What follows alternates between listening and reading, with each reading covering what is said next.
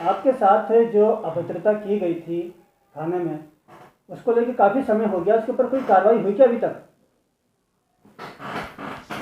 देखिए, इसके लिए डेली हम जो है कमिश्नरेट जा रहे हैं और इसकी मॉनिटरिंग जो है कमिश्नर साहब ने अतिरिक्त जो है कमिश्नर अपने हैदर अली जैदी साहब उनको दे रखी है। और इसका जो जांच अधिकारी नियुक्त किया है करण शर्मा जी हैं, एडिशनल क्राइम। और हमने अपनी तरफ से जो भी लोग इसमें इन्वॉल्व थे, हमारे साथ में थे, मेरे साथ ही थे, गाड़ी चला के लेके गए थे वहीद भाई, इनुस चौबदार, एक फ़हीम कुरैशी वहीं के स्थानीय, उनके बयान वगैरह सब करा दिए। लेकिन अभी तक अधिकारियों की तरफ से हमें कभी भी ऐसा पहल नहीं की कि भाई तुम आओ जांच के लिए, बयान दो, ये करो। जो भी कर रहे हैं हम खुद जा के कर रहे हैं। लेकिन कहीं ना कहीं ऐसा लगता है कि इसमें चला करके डील दी जा रही है। और बल्कि ये भी कहा गया हमें अधिकारियों की तरफ से कि भाई इसको लाइन हाजिर कर देते हैं या इसको दूसरी जगह ट्रांसफ़र कर देते हैं, यहाँ से हटा देते हैं। मैंने कहा नहीं साहब, आप तो जांच करो और निष्पक्ष जांच करो। अगर उसने गलत किया है तो उसे सज़ा मिलनी चाहिए, जो उसका प्रावधान है सज़ा का, उस प्रावधान के अकॉर्डिंग सज़ा मिलनी चाहिए। और अगर मैं गलत हूँ या मैं झूठा साबित होता हूँ तो मुझे भी सज़ा मिलनी चाहिए। आप तो इसकी निष्पक्ष जांच करो। मैं लगातार कंटिन्यू 1 दिन या 2 दिन छुट्टी का छूटता है, डेली मैं कमिश्नरेट जा रहा हूँ। और मैंने राजस्थान के, जयपुर के जितने भी एमएलए हैं, माननीय महेश जोशी मंत्री तक को भी चिट्ठी लिख दी। और मैंने इसमें यह भी कहा है मीडिया के माध्यम से भी कि उस वक्त जब हमें वो थाने लेकर के गए थे चाय पिलाने, तो 10 से 15 मिनट मधुरता से मध्यस्थता से हमारे बात हो रही थी। उसी वक्त एक फ़ोन आया था उनके पास, उस फ़ोन की भी जांच होनी चाहिए। लेकिन जब भी मैं अधिकारियों से फ़ोन जांच की बात करता हूं तो कह देते हैं ये हमारे बस का बात नहीं है। तो मैं जैसे अभी मैंने कितना बड़ा इल्ज़ाम लगा रहा हूँ एक राजस्थान के इतने प्रभावशाली मंत्री पर कि भाई उसका या उसके आदमियों का या उसके बेटे का हाथ है।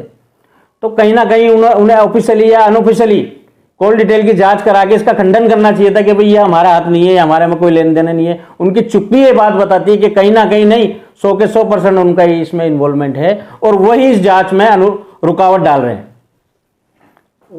करबला में जो स्कूल का मैटर है, लगभग 15 साल हो गए।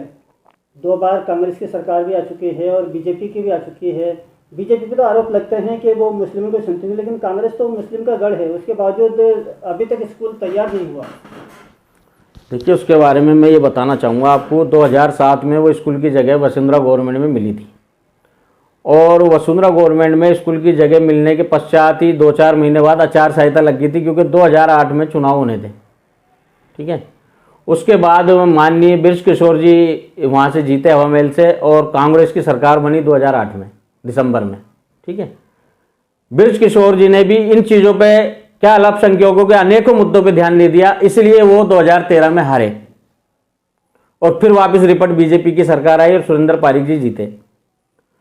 और सुरेंद्र पारिक जी क्योंकि बीजेपी के हैं तो हमारे लोग, आप भी जानते हो, ज़्यादातर काम के लिए इनके पास पहुंच नहीं पाते, या शायद जिन लोगों के पास ये स्कूल का मुद्दा था वो शायद गए नहीं हो या गए भी हो, काम नहीं किया हो। लेकिन 2018 में माननीय महेश जोशी जी जीते। हम लोगों ने भरपूर सहयोग के साथ उनको जिताया, तन मन धन से हमने मेहनत करी और कांग्रेस की सरकार भी बनी। लेकिन महेश जोशी जी के जीतने के बाद भी और इस्लाम कारपेट जैसे जिम्मेदार, और मैंने सुना है अख्तर के बारे में भी, अख्तर जो स्थानीय पार्षद है उसने भी कई बार इस चीज़ के लिए माननीय महेश जोशी जी से कहा है, तो उसके बावजूद भी इस चीज़ को नज़रअंदाज करना, जो कि एक पकी पकाई खिचड़ी है, खाली आपको तो उसमें यूँ कह लो कि छोंक डालना है एक भंगार, कोई मेहनत करने की भी जरूरत नहीं। वसुंधरा गवर्नमेंट के टाइम से पास हुई है और फिर भी आप उसको, स्कूल के निर्माण को करवा के स्थापित नहीं करते हो, तो कहीं ना कहीं हमें ये शंका पैदा होती है। और हमें नहीं, आज जयपुर के हर अल्पसंख्यक को शंका पैदा होती है कि माननीय भाई साहब 95% हमारा वोट लेकर के 3% जो जिनका वोट मिला है, हालांकि हमें उस चीज़ का दुख नहीं है, 3% वालों का काम करें, काम होना चाहिए उनका भी, लेकिन हमें दुख ही होती है। मुख्य बात यह है, हमें दुख इस चीज़ का होता है कि हमारे 95% वोट वालों का विकास क्यों नहीं हो रहा। हमने देखा है कि अभी एक पोस्टर देखा गया है जिस पर काफ़ी विवाद हुआ है, जिसमें जो ख्वाजा मोइनुद्दीन चिश्ती हैं उनकी जो दरगाह है उसके ऊपर इनके फ़ोटो लगे हुए हैं। उसको लेके मोहम्मद शाकिर ने हालांकि माफ़ी तो मांगी, लेकिन 24 घंटे बाद इस पर क्या महकमे की कोई टिप्पणी हुई? देखिए, मैं बताऊं आपको, फिर वापस करबला चलना पड़ेगा कि करबला का जो मैदान है जहाँ क्रिकेट हो रहा था, क्रिकेट का आयोजन, ये सही बात है कि क्रिकेट वहाँ अनौपचारिक तौर से होते आए हैं, औपचारिक लीगल कभी भी वहाँ कोई क्रिकेट टूर्नामेंट नहीं हुआ।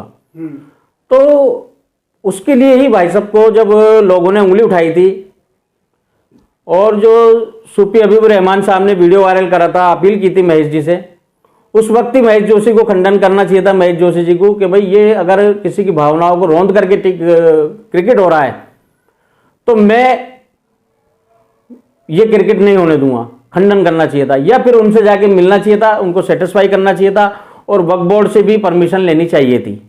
क्योंकि एक तरफ तो आप खुद लीगल की बात करते हो, दूसरा खुद आप अपनी जो है एक पावरफुल होने के बाद ये सोचते हो कि भाई मेरे लिए कोई परमिशन की ज़रूरत नहीं है। तो ये भी, तो मैं करबला का मुद्दे पे इसलिए आ रहा हूँ कि आपने ये जो पोस्ट की पूछी कल की, ख्वाजा गरीब नवाज की गुम्बद के ऊपर जो ये नेताओं के पोस्ट लगाए हैं, मैं उसी के आधारण पहले वहाँ से आ रहा हूँ, क्योंकि वो भी एक धार्मिक विषय था और इस पर भी अभी तक भाई साहब को कम से कम एक पोस्ट जारी करनी चाहिए थी कि भाई मैं अपने सभी कार्यकर्ता और सहयोगियों से निवेदन करता हूं कि कोई भी धार्मिक चीज को राजनीति अखाड़ा ना बनाए, और अगर आप ऐसा करते हो तो मैं इसका कंडम करता हूं और मैं आपके इन चीज़ों को नकारता हूं और मैं इन चीज़ों को सहयोग नहीं करता। भाई साहब को बोलना चाहिए, लेकिन मुझे लगता है कि भाई साहब पावर के नशे में इतने जो है गुमराह हो गए कि उन्हें आज मुसलमानों की कोई भी भावना, कोई भी दुख, कोई भी दर्द या विकास को लेकर कोई चिंतित नहीं है, ना कोई चिंता है, ऐसा हमें आज नजर आ रहा है।